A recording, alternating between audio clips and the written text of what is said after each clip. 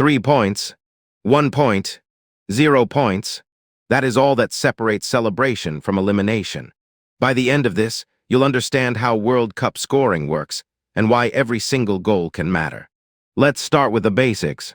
During the World Cup group stage, teams do not play until someone wins. They play to collect points. Think of it like earning marks on a test.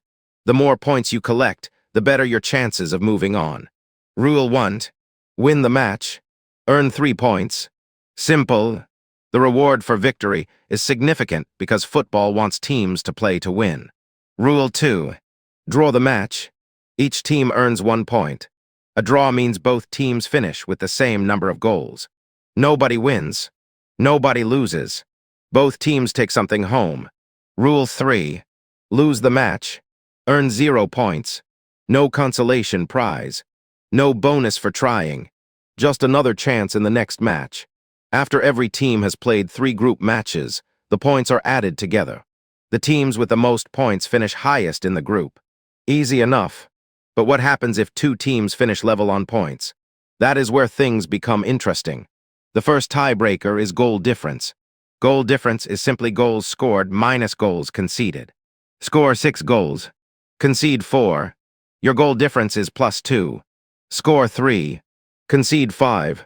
Your goal difference is -2. Simple maths. Huge consequences. If teams are still level, the next tiebreaker is goals scored. The team that scored more goals finishes higher. Football rewards attacking, not just surviving. If teams are somehow still tied after that, additional official tiebreakers are used to separate them. Fortunately, that does not happen very often.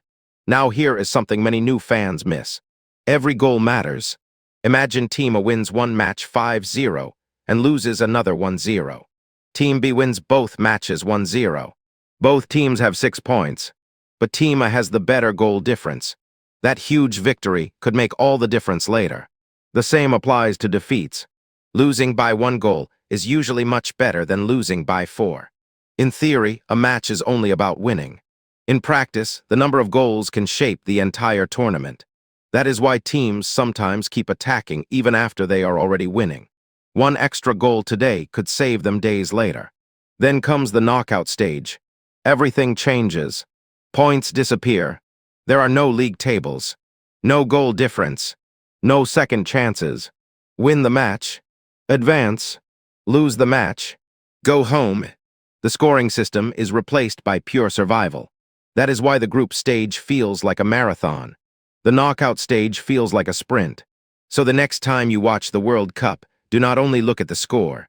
Look at the points. Look at the goal difference. Look at the standings. That is where the real tournament is taking shape. The game has not changed.